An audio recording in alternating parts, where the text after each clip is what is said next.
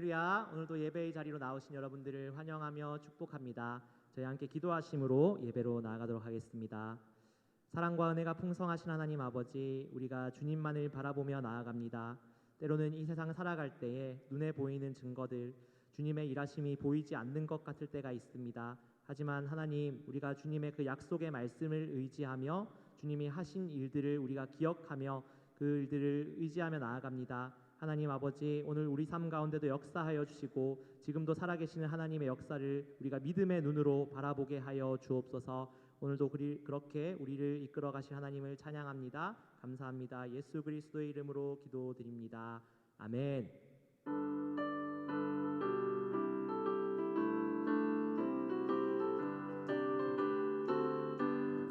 이 눈에 아무 증거 아니 배어도 믿음만을 가지고서 늘 걸으며 이 귀에 아무 소리 아니 들려도 하나님의 약속 위에 서리라.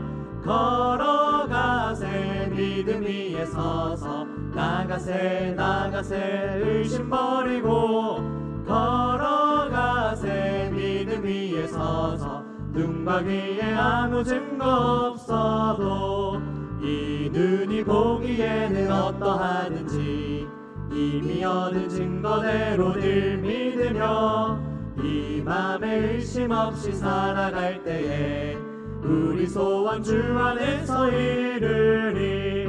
걸어가세 믿음 위에 서서 나가세 의심 버리고 걸어가세 믿음 위에 서서 눈과 귀에 아무 증거 없어도 주님의 거룩함을 두고 맹세한 주 하나님 아버지는 참 미쁘다. 그 귀한 모든 약속 믿는 자에게 능치 못할 무슨 일이 있을까. 걸어가세 믿음 위에 서서 나가세 의심 버리고 걸어가세 믿음 위에 서서 눈과 귀에 아무 증거 없어도 걸어가세 믿음 위에 서서 나가세 의심 버리고 걸어가세 믿음 위에 서서 눈과 귀에 아무 증거 없어도.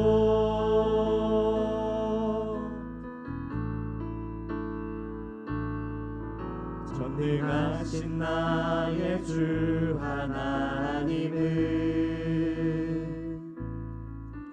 능치 못하실 일 전혀 없네. 우리의 모든 간구도 우리의 모든 생각도 우리의 모든 꿈과 모든 소망도 진실하신 나의 주 하나님은 우리의 모든 괴로움 바꿀 수 있네. 불가능한 일 행하시고 죽은 자를 일으키시니 그를 이길 자 아무도 없네. 주의 말씀 의지하여 깊은 곳에 금을 던져 오늘 그가 놀라운 일을 이루시는 것 보라. 주의 말씀 의지하여 믿음으로 금을 던져 믿는 자에겐 능치 못한 주의 말씀 의지하여 주의 말씀 의지하여 깊은 곳에 금을 던져 오늘 그가 놀라운 일을 이루시는 것 보라. 주의 말씀 의지하여 믿음으로 금을 던져 믿는 자에겐 능치 못한 보상 없네.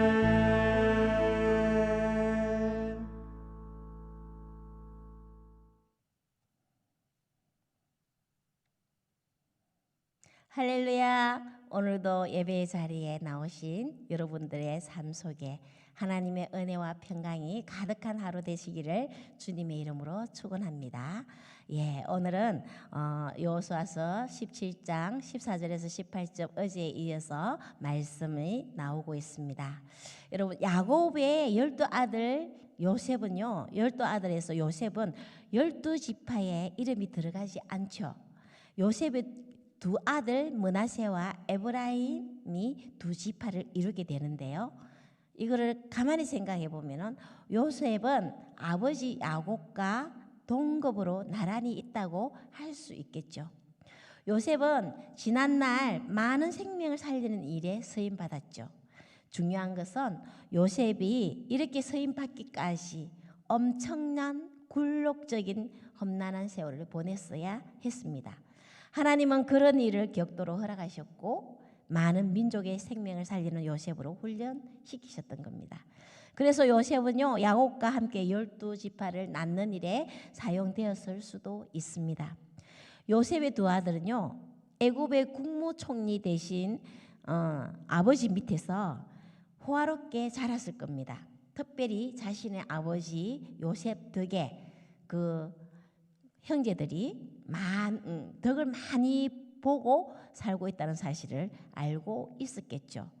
그래서 그들에게는 어쩌면 특별 대우받는 것을 당연히 여기며 자랐을 수도 있습니다.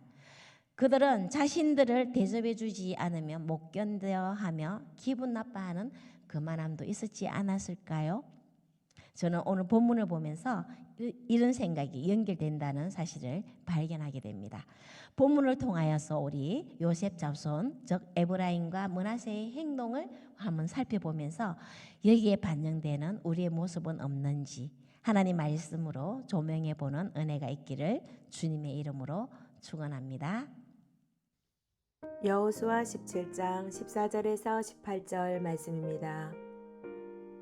요셉 자손이 여호수아에게 말하여 이르되 여호와께서 지금까지 내게 복을 주심으로 내가 큰 민족이 되었거늘 당신이 나의 기업을 위하여 한 제비 한 분깃으로만 내게 주심은 어찌함이니까 하니 여호수아가 그들에게 이르되 내가 큰 민족이 되므로 에브라임 산지가 내게 너무 좁을진대 브리스 족속과 루바임 족속의 땅 삼림에 올라가서 스스로 개척하라 하니라.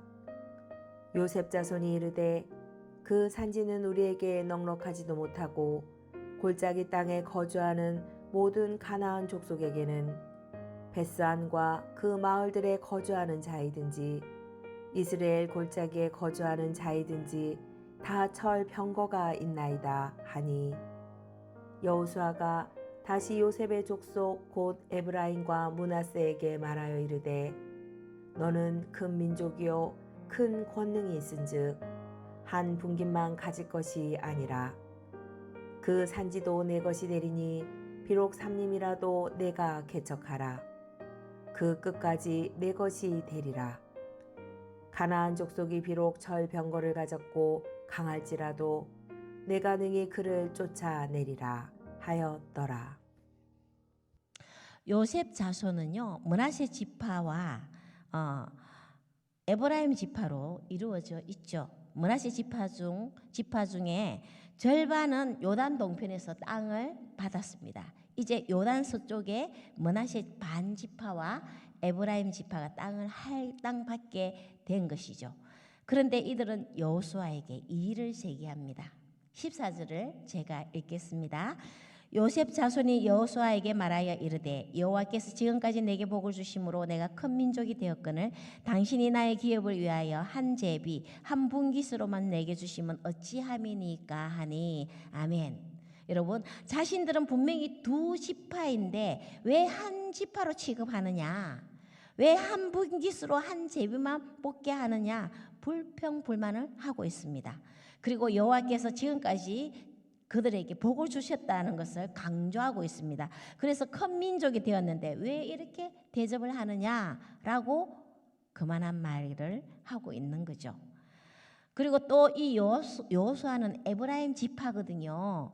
그래서 이들의 말에는요, 당신은 우리와 같은 지파이면서 왜 이런 식으로 하느냐, 더 많은 것을 달라라고 따지는 그런 말과 같은 겁니다.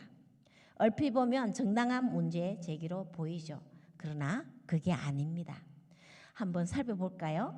가나안 땅 들어가기 전에 마지막 인구조사 때 인구조사 때 마지막 인구조사를 했을 때 보면은 므낫세 지파는 52,700명이고요. 에브라임 지파는 32,500명입니다. 여기서 므낫세 반지파 16,350명은 이미 요단 동편에서 땅을 분배받았죠. 그러면 요단 서편에서 이 두 지파를 합하면 58,500명이 됩니다. 근데 당시 이스라엘 지파가 64,300명이었거든요. 요셉 두 지파가 분배받은 땅이 이스라엘 지파보다도 더 많습니다. 한마디로 이스라엘보다 적지 않은 땅을 분배받았던 거죠. 그래서 그들의 요구는 정당한 요구가 아니라는 겁니다. 이런 그들에게 여호수아는 흔들리지 않는 훌륭한 리더십을 발휘합니다. 여호와께서 복을 주셔서 큰 민족이 되었으니 만약 그 땅이 좁다면 브리스 족속과 르바임 족속의 땅 살림에 올라가서 스스로 개척하라고 합니다. 여러분, 당시 가나안 정복 전쟁에서는요, 모든 이스라엘 군사가 함께 전쟁을 치루었죠. 그리고 정복한 후에 제비를 뽑습니다. 그래서 제비를 뽑아서 땅을 분배하고 나면은 그 지파가 알아서 점령하게 되어 있거든요. 그래서 어제 본문에 므낫세 지파가 점령한 땅에서 가나안 족속들이 결심하고 나가지 않으면 다 토벌하지 못하는 경우가 생기는 거죠. 여호수아는 요셉 자손에게 살림에 올라가서 스스로 개척하라고 도전장을 제시하고 있습니다. 이때 요셉 자손의 반응을 한번 볼까요? 16절을 제가 읽겠습니다.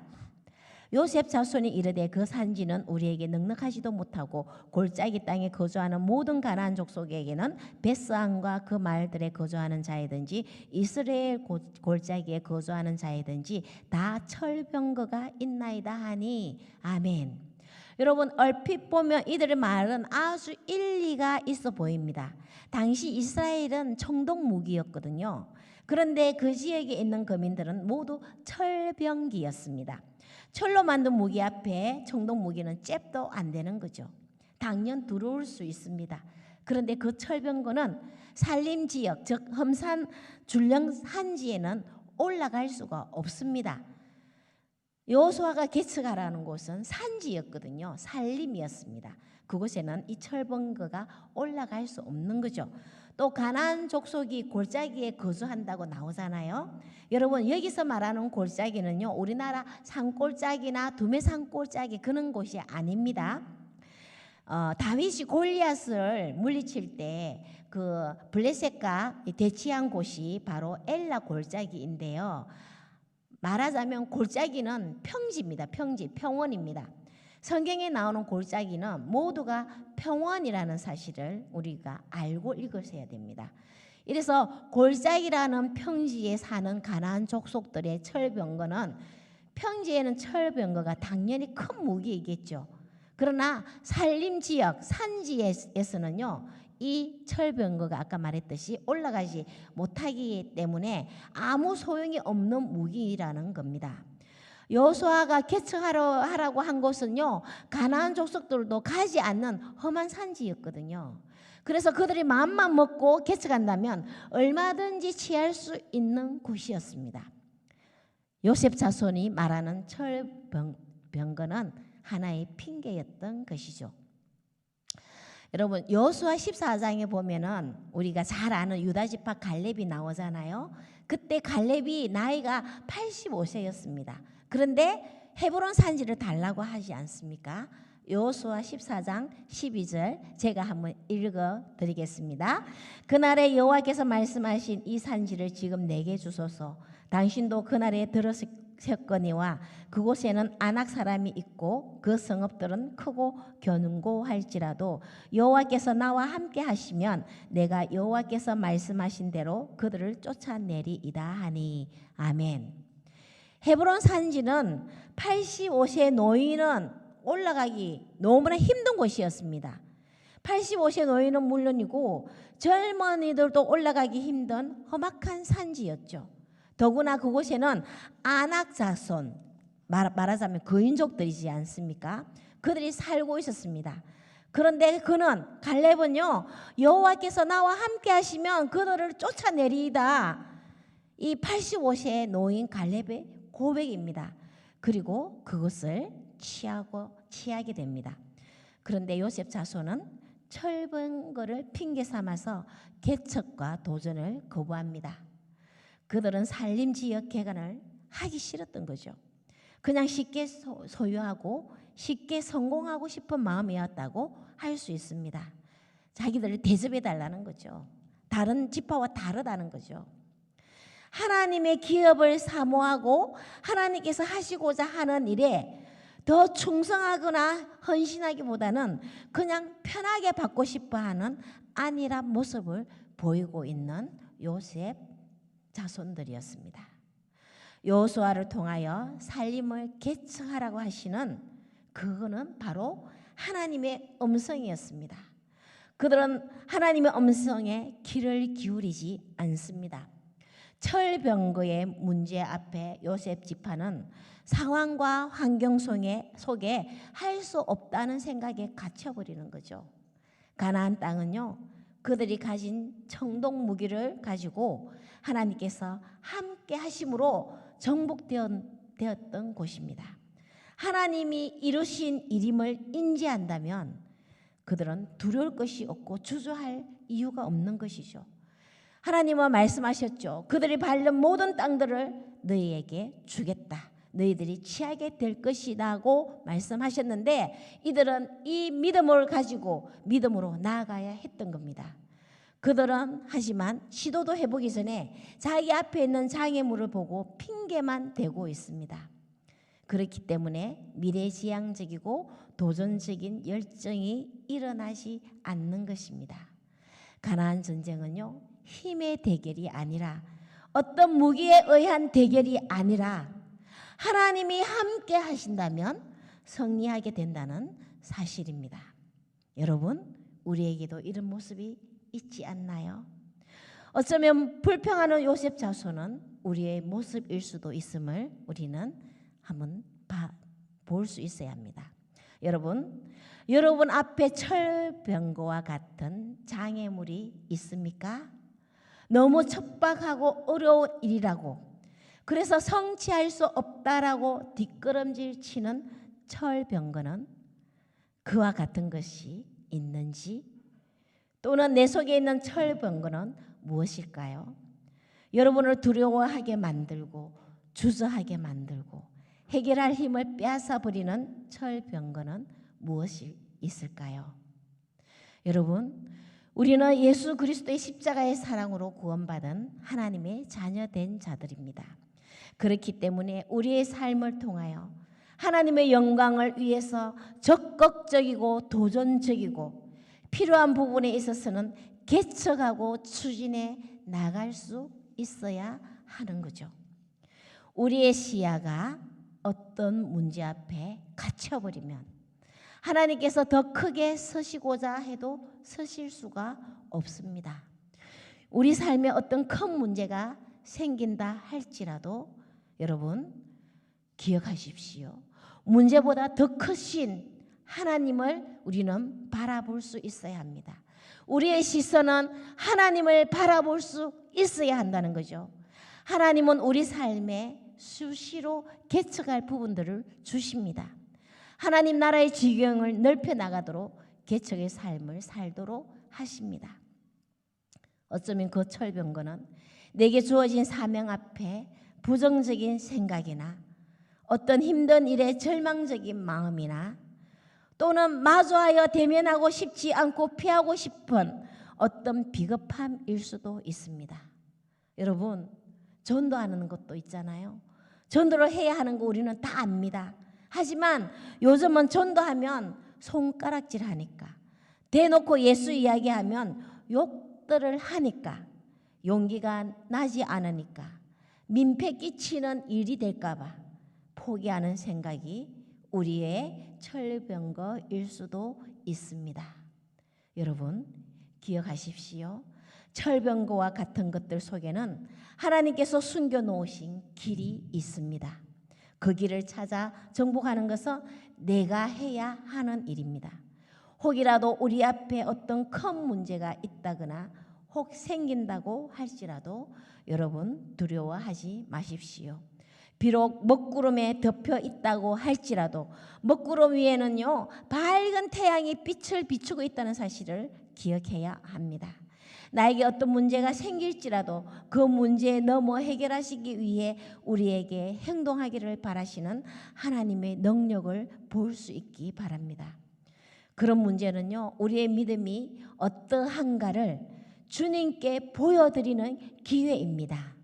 믿는 자에게 능치 못할 일이 없다라는 약속의 말씀을 붙들고 뚫고 나가야 하는 숙제이기도 하지요. 우리 그리스도인의 삶은 우리는 늘 영적 전투 속에서 영적 전쟁을 치르며 살아가고 있습니다. 우리가 명심해야 할 것은 우리는 절대 혼자가 아니라는 사실입니다. 영원히 함께 하시는 성령 하나님이 계심을 믿으십시오. 오늘도 하나님은 우리 삶의 자리에서 하나님 나라 지경을 넓히는 개척의 삶을 살도록 이끄십니다. 그리고 우리와 함께 하고 계십니다. 여러분 포기하지 마시고 두려워하지도 마시고 담대한 믿음으로 세상을 이겨나가는 저와 여러분 되시기를 주님의 이름으로 축원합니다. 지혜로운 여호수아 지도자, 그는 하나님의 복을 주심을 인정하셨지만 그 개척을 해야 할 부분에 대하여 분명하게 말하고 있습니다. 여러분 오늘도 우리 성령 하나님은 여러분들에게 오늘 하루의 삶 속에서도 하나님 나라를 개척해 나가라고 말씀하십니다. 우리 함께 하나님의 나라를 개척해 나가며 믿음으로 나아가며 승리하는 우리 모든 성도님들 되기를 주님의 이름으로 축원합니다. 기도하겠습니다. 사랑의 하나님 아버지 감사합니다. 우리의 시선이 오늘도 하나님께로 향하기를 원합니다. 우리 삶의 자리에 보이는 철병거가 무엇인지 분별하게 하시고 우리를 이기게 하시고 점령하게 하시는 성령 하나님의 능력으로 담대히 나아가는 개척하는 삶 살기를 원합니다. 우리의 상황이 어떻든 먼저 성령 하나님 앞에 감사를 선택하게 하시고 하나님이 주시는 승리의 기쁨과 모든 결과를 누리는 오늘 하루의 삶이 되도록 인도하여 주시옵소서. 감사드리며 세상을 이길 힘을 주시는 우리 주 예수 그리스도의 이름으로 기도합니다. 아멘.